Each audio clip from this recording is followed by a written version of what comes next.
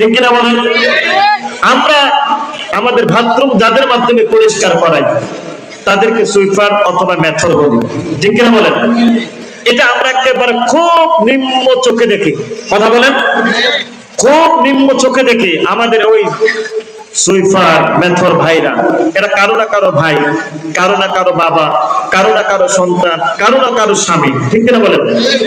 এই মানুষগুলোকে আমরা বাথরুম পরিষ্কার করার কারণে নিম্ন চোখে দেখা, এটা কোনোভাবেই মুসলিমের কাম্য নয়। যদি তাদেরকে আমরা নিম্ন চোখে দেখি, বলবেন যে হুজুর টাকার বিনিময়ে কাজ করাই।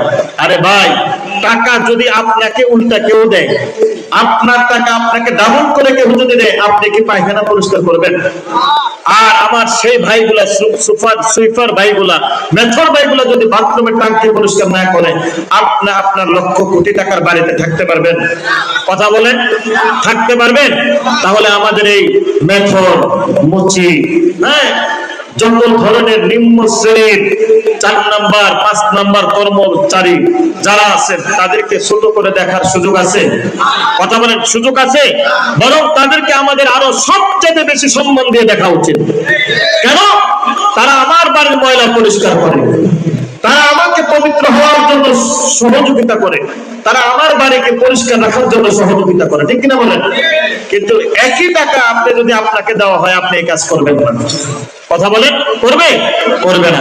এজন্য আমাদের আল্লাহ তাআলার কাছে শ্রমিকের মর্যাদা নিয়ে আল্লাহ কোনো কথা বলেন নাই। আল্লাহ বলেন, আল্লাহর কাছে ওই ব্যক্তির মূল্য তত বেশি, ইন্না আকরামাকুম ইনদাল্লাহি আতকাকুম। যে ব্যক্তির কাছে তাকওয়া বেশি, পরহেজগারিতা বেশি, সেই ব্যক্তি আল্লাহর কাছে তত উত্তম বেশি। সুবহানাল্লাহ। সে ব্যক্তি আল্লাহর কাছে কি? তত উত্তম বেশি। সম্মানিত উপস্থিতি, শ্রমের মর্যাদা সম্পর্কে আল্লাহ রাব্বুল আলামিন বলেন, কাসবুল হালালি ফারিদাতুন বাদাল ফারিদা। আল্লাহ তাআলা হালাল রুজি উপার্জন করা অন্যান্য ফরজ ইবাদতের চাইতে একটি ফরজ ইবাদত। সুবহানাল্লাহ। মুহাম্মদ সাল্লাল্লাহু আলাইহি ওয়াসাল্লাম বলেন, শ্রমের মর্যাদা, শ্রমিকের মর্যাদা, আল কাসিব হাবিবুল্লাহ। শ্রমিক হচ্ছে আল্লাহর কাছে কি? বন্ধু, আল্লাহর বন্ধু।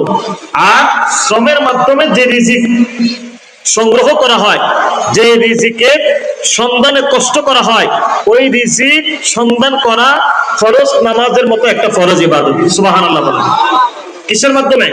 শ্রমের মাধ্যমে।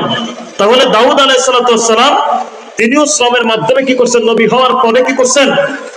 তিনি শ্রমের মাধ্যমে জীবিকা আহরণ করছেন।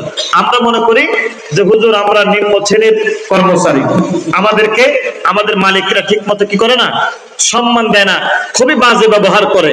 ফলরে আমাদের এক একজন কি থাকেন? ম্যানেজার থাকেন, সে আমাদের সাথে খারাপ আচরণ করেন। সেও শ্রমিক, সেও কি শ্রমিক, কর্মচারী। হয়তো সে 2 নাম্বার লেভেলে আছে, 1 নাম্বার লেভেলে আছে, আপনি 3 নাম্বার লেভেলে আছেন, এই জন্য সে আপনার সাথে খারাপ আচরণ করে, ঠিক কিনা বলেন? হযরত দাউদ আলাইহিস সালাম তিনি নিজেকে একবার পরীক্ষা করার জন্য ছদ্মবেশে ওনার এলাকায় নামলেন। বাজারে গিয়ে জিজ্ঞাসা করে, দাউদ নবী কেমন? লোকেরা বলল, দাউদ আলাইহিস সালাম ভালো। দাউদ আলাইহিস সালাম ন্যায়পরায়ণ বাদশা, দাউদ আলাইহিস সালাম নীতি নৈতিকতা আদর্শ ঠিক আছে, দাউদ আলাইহিস সালাম সুন্দরভাবে বিচার ব্যবস্থা করেন, আমরা দাউদ আলাইহিস সালামের উপর খুশি। তো আল্লাহ তাআলা দাউদ নবীকে পরীক্ষা করার জন্য একজন ফেরেশতাকে মানুষ বানায় পাঠাইলেন। তো পরের দিন দাউদ আলাইহিস সালাম ওই ফেরেশতার সামনে পড়ে ফেরেশতাকে প্রশ্ন করলো, দাউদ নবী কেমন? তো ফেরেশতা বলতেছে, দাউদ আলাইহিস সালাম সব দিকে ঠিক আছে, একদিকে সমস্যা। কি সমস্যা? সমস্যা হইল দাউদ আলাইহিস সালাম বাইতুল মাল থেকে যে টাকাটা নিয়ে পরিবারকে খাওয়ায়, নিজে খায়, এটা আল্লাহ তেমন পছন্দ করে না। দাউদ আলাইহিস সালাম এবার লজ্জায় পড়ে গেছেন। লজ্জায় পড়ে কান্না করতে লাগলেন, আল্লাহর কাছে বললেন, আল্লাহ আমি এতদিন পর্যন্ত আল্লাহ আমি অনেক ভুল করেছি, আল্লাহ মাফ করে দেন। ও আল্লাহ, আমি আর এই বাইতুল মাল থেকে কি করব না, কোনো টাকা পয়সা নিব না। আমার দেশের নেতা যারা আপনার রাজপ্রাসাদ থেকে যাহা কিছু আসে এটাও পর্যন্ত খেয়ে ফেলে, ঠিক কিনা বলেন? জনগণের কল্যাণে